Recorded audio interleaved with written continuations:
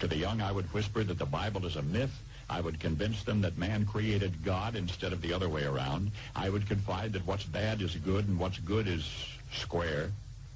And the old, I would teach to pray after me, Our Father, which art in Washington.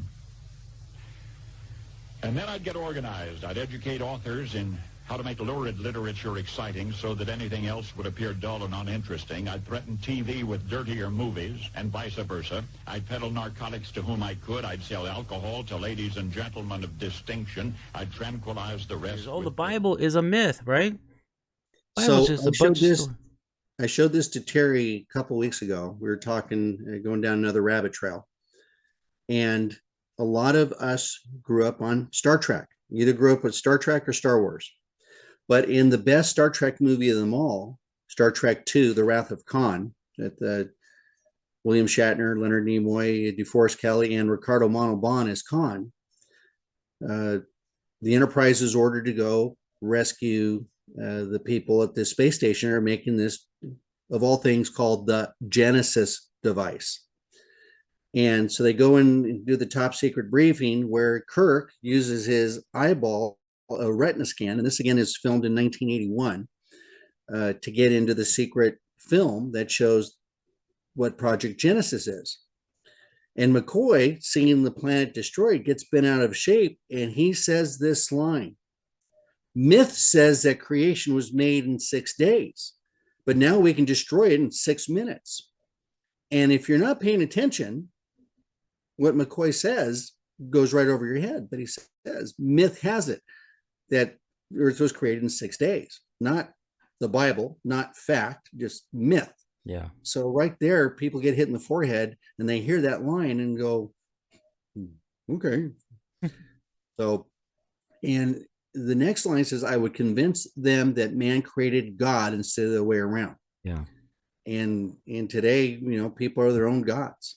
That's right. So, then he says, I would confide that what's bad is good and what good is square. And what does the Bible say today, Terry, about the end times? What would be? We're going to call good bad and bad good.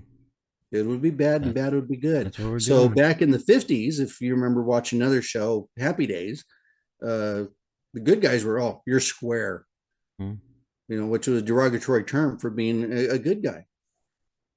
And I think, as we said about the Supreme Court thing, we'd won the war. And he has this line, and the old I would teach to pray after me, Our Father, which art in Washington. Not our Father, which art in heaven, because now Washington, with all the tax dollars, we're the gorilla on the block as a world power. You know what? Let's get some money going. I don't know if you told me this, but people who travel to Washington, D.C., there's something weird there. There's a weird feeling in Washington. I've heard that from other people. I don't think it was me, but I've heard that. Yeah. The joke is that Washington D.C. is 25 square miles surrounded by reality. And then the other one is fun is cheaters never prosper. They go to Washington. That's true. So when we look at education today, and you have the National Education Association, and I've heard different commentators over the years say, in when they say things about teaching, they are tons of incredible men and women out there fighting the battle every day, trying to be great teachers, but they're handcuffed. And one of the things I've heard, even when I was in high school a few decades ago, that in service days, you have a person trying to teach the teachers who haven't been in a classroom themselves for 25 or 30 years. And the teachers think that these in-service days are a waste of time, or they give them, you know, the latest, greatest cotton candy that has nothing to do with teaching of their class or helping the kids. Yeah. So his part says, I get organized, I educate authors. Okay. So he said, I educate authors to how to make lurid literature exciting so that anything else would appear dull and interesting. And I threaten TV with dirtier movies and vice versa. So let's just say not, if you remember back from the late 20s, they brought in the movie code and the movie ratings. and G was good, or general audiences, and then whatever, and PG, parental guidance, and R, and then X, and these things, and they slowly beat down the walls of these ratings on movies. And let's just look at violence in movies. Okay, yeah. It used to be like in the 50s and 60s, guy would get shot, and fall over, and then that man's got to know his limitations. Dirty Harry comes around with his 44 Magnum handgun, and that in other movies started showing guys getting blown away and the blood and guts. And if you remember from 20 years ago, Saving Private Ryan, pretty graphic, violent intensity of war. It shows what war is, and we don't even blink an eye.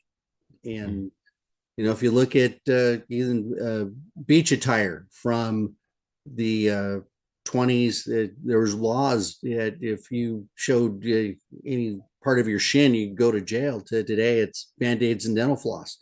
So we've been beaten down on that. Drugs. It says, I peddle narcotics to whom I could. I'd sell alcohol to ladies and gentlemen of distinction. I'd tranquilize the rest with pills.